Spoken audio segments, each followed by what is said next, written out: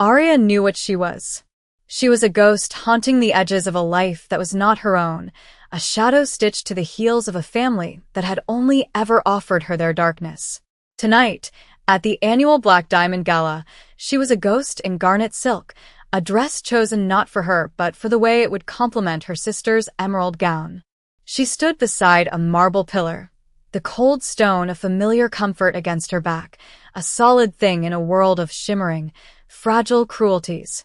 The air was thick with the scent of hothouse flowers and expensive perfume, a suffocating sweetness that clung to the back of her throat. Laughter, sharp and brittle as spun sugar, echoed from the crystal chandeliers that wept light onto the polished floor. She watched her adopted father, Mark, glad-handing his way through the city's elite, his smile a well-practiced currency. And she watched Clara, his biological daughter, his perfect jewel, bask in the attention like a cat in a sunbeam. Arya had learned 30 years ago, in the sterile quiet of an adoption agency, that she was a placeholder, a charitable act that had long since become a burden. The final confirmation had come a decade later, in a doctor's office that smelled of antiseptic and shattered hope. Barren. The word was a brand, an invisible mark that her family had somehow always seen, and they never let her forget it. "Oh, look," Clara's voice, a silken whip, cut through the din. She had cornered a small circle of socialites near Arya's pillar. "There's my dear sister. Always lurking in the corners. I suppose when you have nothing to contribute to the family legacy, you learn to make yourself small." The women tittered, their eyes flicking to Arya with a pity so sharp it was indistinguishable from contempt. "It's a tragedy, really.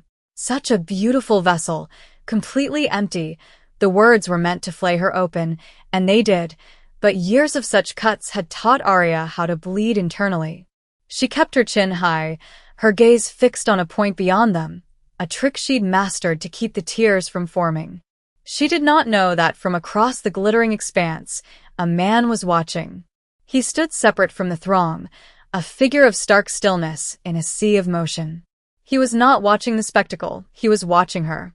He saw the subtle tremor in her hand, the rigid set of her spine, the way she absorbed the poison and stood taller. He saw the garnet silk clinging to a form that radiated a strength no one else in the room seemed to notice. Kenjiro, Oyabun of the Ryujin clan, did not see an empty vessel. He saw a fortress under siege, holding its ground with a dignity that shamed every diamond in the room. And in that moment, a decision, cold and absolute as the steel of a katana, settled in his soul. Mark approached him then, his posture a nauseating blend of arrogance and subservience. "Mr. Tanaka," he began, his voice slick with ambition. "A pleasure. A true pleasure. I trust the evening is to your satisfaction." Kenjiro's eyes, dark and fathomless as a winter ocean, did not leave Arya. He gave a barely perceptible nod, a gesture so economical it was almost an insult. Mark, oblivious, forged ahead, his desperation a foul cologne. "As we discussed, the alliance between our enterprises requires a more personal bond. A symbol of our shared future." He gestured grandly toward Clara, who glided to his side, her smile a predatory gleam. "My daughter, Clara, a graduate of Vassar, fluent in 3 languages and the future of my legacy. She will make a fine wife, a worthy mother to your heirs." The word heirs was a poisoned dart aimed across the room at Arya. Kenjiro's gaze finally shifted, moving from Arya to the father and daughter preening before him. The silence he commanded was a living thing, a pressure that made the very air feel heavy. He looked at Clara, his eyes sweeping over her with an unnerving lack of interest, as if appraising livestock that had failed to meet the most basic standards.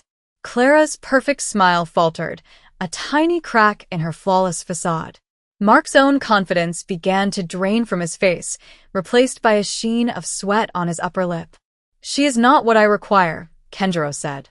His voice was not loud, but it possessed a terrifying resonance, a low thrum that cut through the ballroom's noise and seemed to vibrate directly in Mark's bones.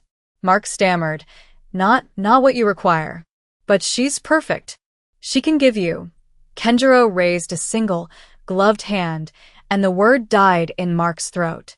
His dark eyes moved back across the room, a magnetic pull, and settled once more on the silent figure by the pillar. He lifted his chin, a gesture of command, his focus so intense it felt like a physical touch. The golden thread of his attention crossed the chasm of glittering bodies and wrapped itself around Arya. Her, he stated, the single word in edict, a final judgment from which there was no appeal. The agreement stands.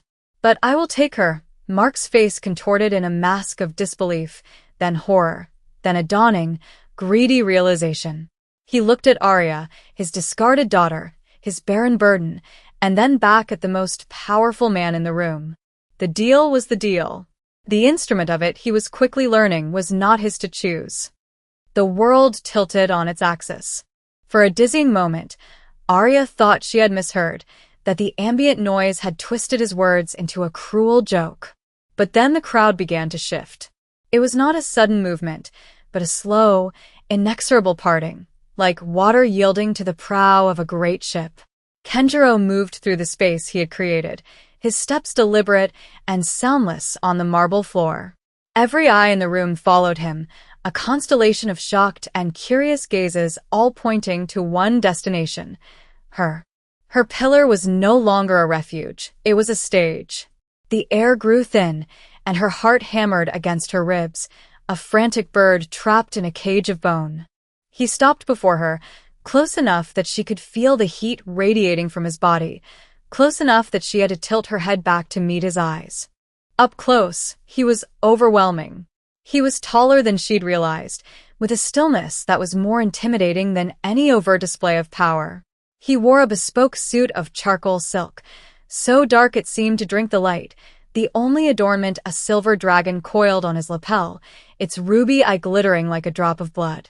The scent of sandalwood and something else, something clean and sharp like winter air, enveloped her. "You are Arya," he said. It was not a question. It was a statement of fact, spoken in that same low, resonant voice that had silenced her father. She could only nod, her throat tight with a knot of fear and confusion. He studied her face, his gaze lingering on her eyes, her mouth, the line of her jaw. It was an unnerving scrutiny, yet it felt different from the dismissive glances she was used to. He was not judging her. He was reading her, seeing the history etched in the fine lines of tension around her eyes, the resilience banked like coals deep within them. "My name is Kenjiro," he continued, his voice softening almost imperceptibly. "Your father and I have concluded a business arrangement. It involves you." The words were blunt, transactional, and yet the way he said them, the way his dark eyes held hers, made them feel like something else entirely. A pronouncement of fate. Clara's hiss was audible from a few feet away. "This is absurd. Mark, do something. He can't possibly want her." The insult was a reflex, but it broke the spell. The murmurs of the crowd swelled, a chorus of whispers dissecting her, questioning her worth, her purpose. "She's the barren one, isn't she? What could he possibly see in her?" This must be some kind of punishment for Mark, the humiliation, which had been a dull ache, sharpened into a fresh, piercing agony. Arya flinched, the whispers like tiny, sharp stones striking her skin. She instinctively took a half-step back, wanting to be swallowed by the marble, to disappear completely. But the pillar was unyielding, and Kenjiro's presence was a wall in front of her. He did not move, did not even glance at the gossiping crowd, yet his stillness seemed to grow, to expand, becoming a shield around her. His attention remained solely on her face, watching the storm of emotions that passed through her eyes. He saw the flicker of pain, the shadow of shame, and the core of defiance that refused to be extinguished. "They are insects," he said, his voice a murmur meant only for her. "Their buzzing is meaningless." He then did something that sent a new shockwave through the room. He reached out, his movements fluid and precise, and his gloved fingers brushed a stray curl of her hair from her temple, tucking it gently behind her ear. The touch was featherlight, almost impossibly gentle for a man who radiated such lethal power, but it seared her skin. It was an act of startling intimacy in a room full of strangers, a claim made without a single possessive word. The buzzing of the insects quieted. Mark, finally regaining his voice, scurried forward. Mr. Tanaka, perhaps we should discuss this in private. There seems to be a misunderstanding. She has certain limitations. He couldn't bring himself to say the word, not to this man, but the implication hung heavy and foul in the air. Kenjiro's hand dropped from her hair, and he turned his head slowly to face her father. The temperature around them seemed to drop by 10 degrees. There is no misunderstanding, Mark, he said, using his first name with a chilling familiarity. I am fully aware of her limitations, he paused, letting the word hang, then repurposed it. Her limitation is her greatest asset. You offered me a broodmare to secure your dynasty. I have no interest in your dynasty. I have an empire. An empire is not built on mewling infants. It is built on unshakable strength, on loyalty, on a queen who will rule beside me, not a vessel who exists only to be filled. Every word was a hammer blow, shattering the foundations of their shallow, status-obsessed world.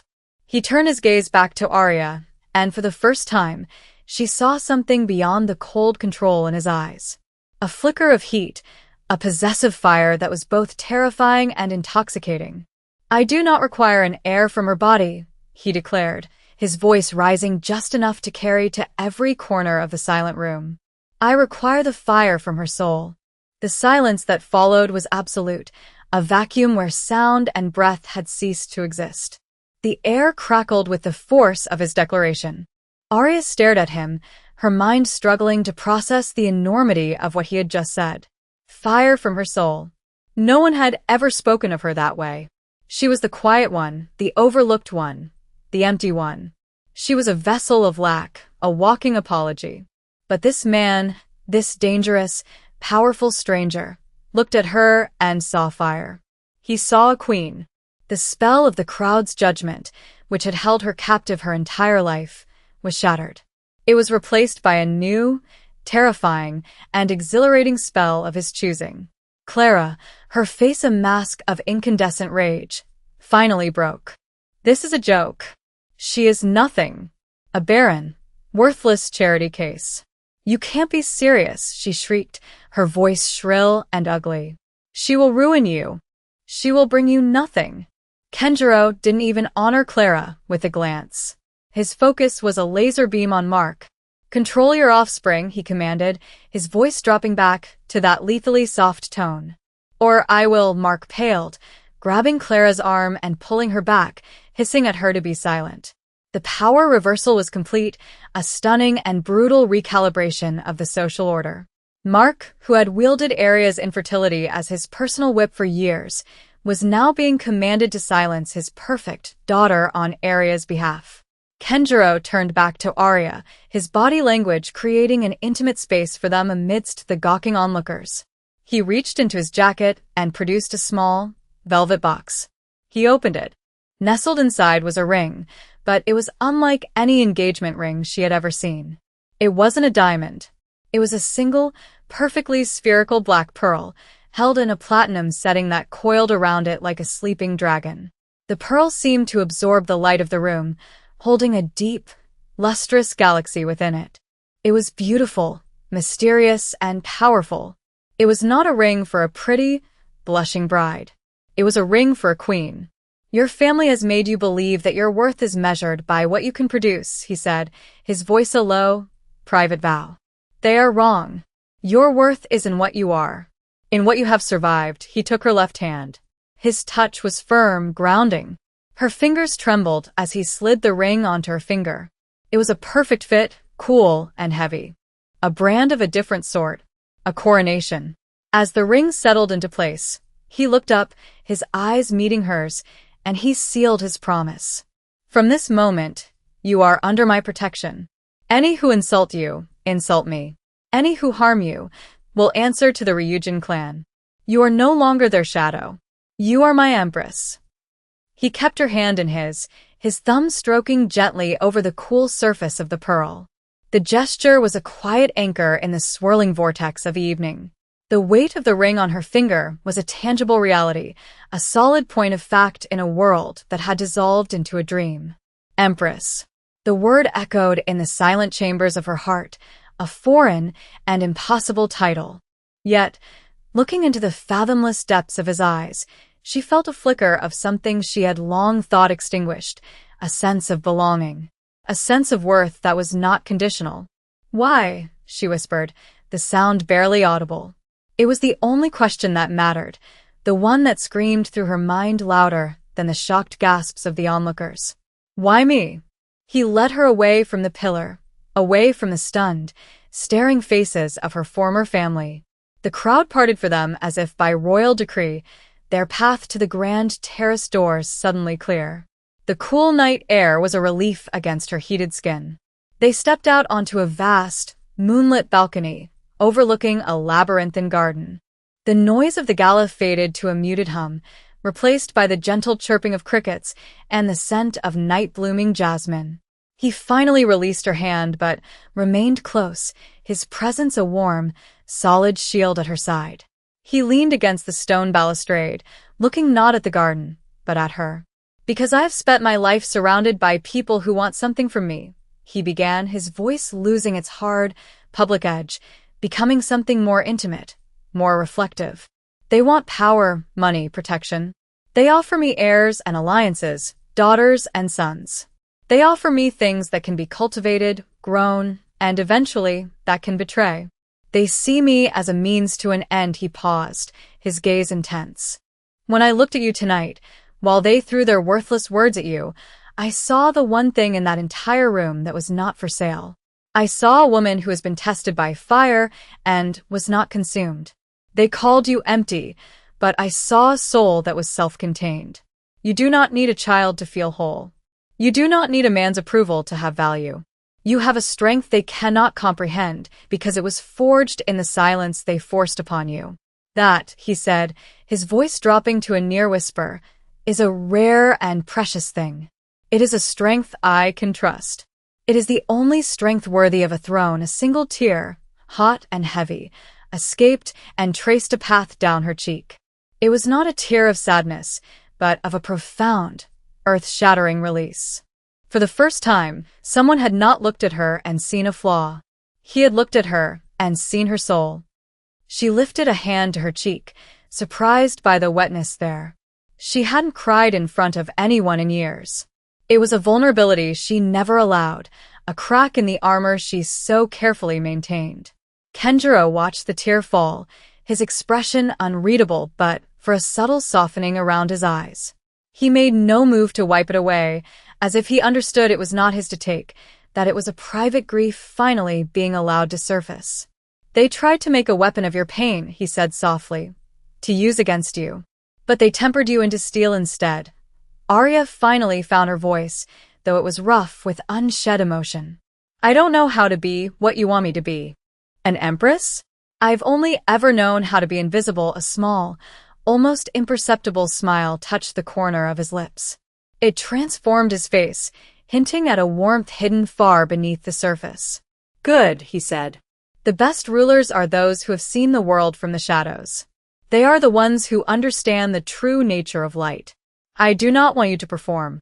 I do not want you to pretend. I just want you to stand with me. Your presence is enough." He pushed away from the balustrade and took a step closer, closing the small distance between them. He lifted his hand and cupped her jaw, his thumb gently brushing away the lingering trace of her tear. His touch was electric, a jolt of pure energy that shot through her entire body, lighting up nerves she didn't know she had. It was not a gesture of ownership, but of reverence. "I chose you, Arya," he murmured, his dark eyes holding hers captive. "Not as part of a deal. Not for an alliance. I chose you because when I saw you, I recognized a part of myself. A solitude. A strength that was born from being apart from the world, not a part of it. Your father thinks he sold you to me. He is a fool. I have liberated you. And in doing so," he confessed, his voice dropping lower still, a raw admission, "I feel as though I am liberating myself." The confession hung between them, fragile and powerful. He, the unassailable Oyabun, the man who commanded legions with a word, was admitting a vulnerability to her. He was connecting his freedom to hers. In that moonlit moment, standing on the precipice of a new and terrifying life, Arya understood. This was not a transaction. It was a collision of destinies. Months melted into a season, then another. The life Arya had known, a gray existence lived in the margins, became a distant, half-forgotten dream. Her new reality was a world of quiet grandeur, of sun-drenched rooms, and sprawling gardens that smelled of rain-soaked earth and cedar. Kenjiro's home was not a palace of cold marble and gold, but a sanctuary of dark wood, shoji screens, and glass walls that blurred the line between inside and out. It was a fortress, yes, but it was also a home, filled with art and books and the quiet hum of a life well lived. She was no longer a ghost. She moved through these spaces with a growing confidence, her spine straight, her steps sure. The garnet silk of the gala had been replaced by clothes of her own choosing, elegant, simple fabrics in deep, rich colors that made her feel grounded, seen. She was not adorned like a doll. She was dressed like a woman who knew her own mind. Her relationship with Kenjiro unfolded with the patient, deliberate grace of a Japanese garden being tended. He was a man of few words, but his actions were a language she quickly learned to understand. It was in the way he brought her tea in the morning, remembering exactly how she liked it. It was in the way his hand would find the small of her back in a crowded room, a silent message of support. It was in the way he would watch her read by the fire, his expression one of deep, quiet contentment. He never demanded anything of her, never pushed her to be anything other than who she was. He simply made space for her, a vast and protected space where she could finally, for the first time in her life, unfurl. One evening, as they sat on the veranda watching the sunset, painting the sky in fiery strokes of orange and purple, she felt a peace so profound it was almost painful. She wore one of his cashmere sweaters, the sleeves too long, the scent of him clinging to the fabric. He was beside her, a warm, solid presence. "I saw my father today," she said quietly, breaking the comfortable silence. "He was on the news. His company is failing." Kenjiro didn't reply immediately, simply continuing to watch the sky. "I know," he said after a moment. "I withdrew my support a month ago." Arya turned to look at him, her heart giving a small, complicated flutter. "You did that for me?" He finally turned his head, his dark eyes meeting hers in the fading light. "I did that because a man who treats his own blood as a commodity is not a man worth doing business with." It was a simple matter of honor, but she saw the truth in his eyes. It was for her. It was his own quiet, devastating form of justice. There were still moments, of course, when the ghost of her past would whisper at the edges of her consciousness. A stray comment from a society page, a flicker of pity in a stranger's eyes, reminders of the woman she used to be, the label she used to wear. But now, those whispers were easily silenced. They were drowned out by the steady, reassuring presence of the man beside her. One afternoon, Kenjiro found her in the library, a vast, two-story room lined with books from floor to ceiling. She was standing before a large window, looking out at the rain, a pensive expression on her face. He came to stand behind her, his arms wrapping around her waist, pulling her back against his chest. He rested his chin on her shoulder, his warmth seeping into her. "What troubles you, my queen?" he murmured into her hair. She sighed, leaning into his embrace. "I was just thinking about how strange it all is. How my entire life was defined by something I lacked. And now, it doesn't matter. It feels like it never mattered at all." "It never did," he confirmed, his voice a low rumble against her back. "It was a cage they built for you. They were so busy staring at the lock, they never realized you had wings the entire time." She smiled, a genuine, radiant smile that reached her eyes. She turned in his arms to face him, looping her own around his neck. The black pearl on her finger was a cool, constant weight, a reminder of the night everything changed. "You know," she said, a playful light entering her gaze, "for a big, scary Yakuza boss, you're awfully poetic, a rare, true laugh escaped him, a deep, warm sound that made her heart soar. "It is a little-known requirement of the job," he teased, his eyes crinkling at the corners. "That, and an appreciation for a woman who can silence a room without saying a word." He leaned down, his forehead resting against hers. "I am a better man with you, Arya. You are the quiet in my storm." It was the closest he had ever come to a declaration of love, and it was more potent than any flowery sonnet. It was a statement of fact, an acknowledgement of the fundamental way she had reshaped his world, just as he had reshaped hers.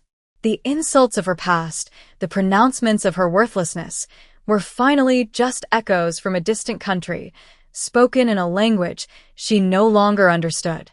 Here, in his arms, she was fluent in a new language, one of love, acceptance, and a strength she had always possessed, but had needed him to help her see. What do you think is the true meaning of strength? Is it the power to command others, or the resilience to survive them? Let me know your thoughts below. And if you enjoyed Arya's journey, don't forget to like and subscribe for more stories where the underestimated find their true power. Their life settled into a rhythm of profound, shared solitude.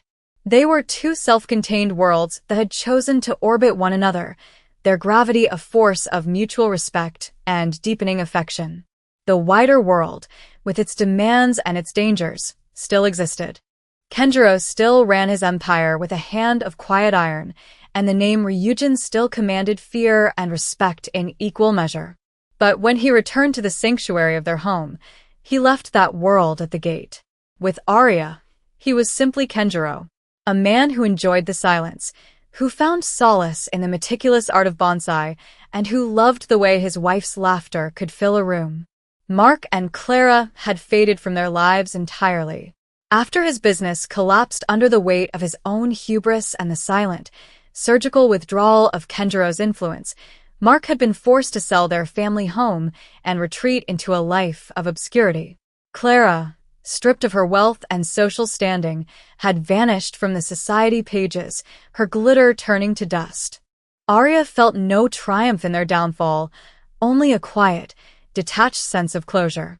Their power over her had been an illusion, built on a foundation of lies she had been forced to believe. Once that foundation was removed, their entire structure had crumbled into nothing. One crisp autumn evening, Kenjiro led her into a part of the estate she had never seen before. A traditional dojo, its wooden floors polished to a mirror shine, the air smelling of clean wood and discipline. Racks of katanas lined one wall, their blades sheathed, but their presence a potent reminder of his world. He slid open a screen to reveal a small, private room. In the center, on a simple wooden stand, rested a single, magnificent sword. Its scabbard was lacquered in a deep, glossy black, inlaid with a mother-of-pearl dragon. "This is the Ryujin Maru," he said, his voice filled with a rare reverence. "The soul of my clan. It has been passed down for generations, from one Oyabun to the next." He looked at her, his expression serious. "It is tradition for the Oyabun's wife to be its keeper, to guard it. It is a symbol that she is the heart of the clan, the protector of its soul, while her husband is its sword." He drew the blade a few inches from the scabbard. The steel sang a soft, high note in the quiet room, its surface a flawless mirror, a line of deadly light. "My mother was its keeper, and her mother before her.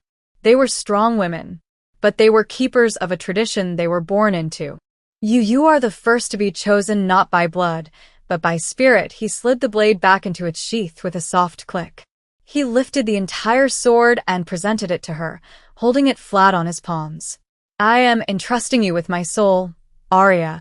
Tears welled in her eyes as she reached out and took the katana from him. It was heavy, a profound weight in her hands. The weight of his trust, his history, his heart.